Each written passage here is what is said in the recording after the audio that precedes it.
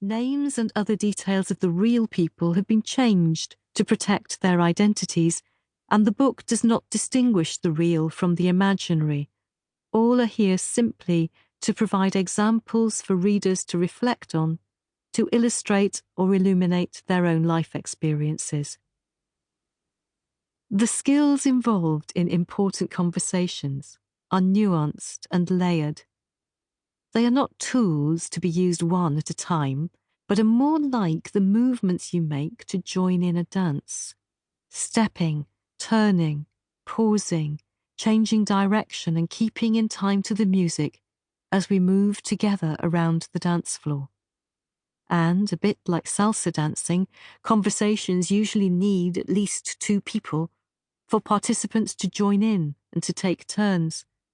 Perhaps one person is leading and yet not forcing. Perhaps one is following and yet not under pressure.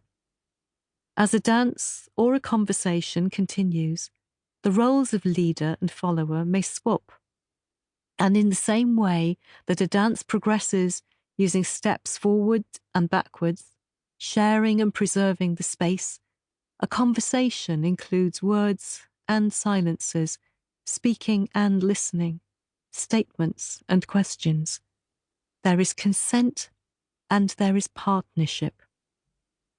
There is no right way to hold a conversation about matters that are serious or sorrowful or embarrassing, but there are some wrong ways. Getting it wrong is often not about the words themselves, but the dance. Insisting on instead of inviting a discussion. Speaking lots and listening little, if at all. Raised voices and too little silence. Speaking without consent, or at the wrong time, or to get it over with rather than to explore. Those occasions when we get it wrong cannot be undone, but we can learn from them. Like dancing, we can understand why we tripped up and how to tread more gracefully next time, how to keep our balance, how to lean on or support each other as we progress, when to move forwards, when to step backwards, when to trust our hearts and simply follow the music. This book is an invitation to notice and to expand a skill set that we all possess, our innate ability to join in conversations. Rather than being a textbook or like a dance lesson, it's more of an exhibition or a dance festival where both beginners and accomplished artists can be observed. Instead of training, this book offers encouragement. We will consider ways to open conversations that previously felt too daunting. We will examine how to feel our way into them gently and hold the space there that allows our conversations to flourish. The style and skills we use will overlap. Some we will use all the time, in the same way as dancers move to the rhythm of the music, keep balance and work together. Such skills are like basic steps, while others are turns or twirls that we will use only occasionally. The skills are presented in a roughly sequential order.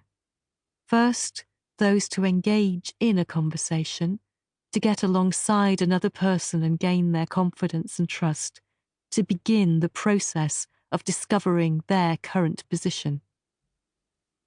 Having looked at those basic skills to open up a conversation, we will observe them again as they're put to use with only a slightly different emphasis to explore possibilities for change or agreement or resolution. The style remains the same. We are working with, not doing to the other person, acting as partners, working together to keep in step. Later chapters show how the same style and skills can be used when the occasion for conversation is particularly challenging. Gradually, we explore together how experienced practitioners of the art of tender conversations use the skill set to hold space and maintain communication in sometimes tricky circumstances. We look at the principles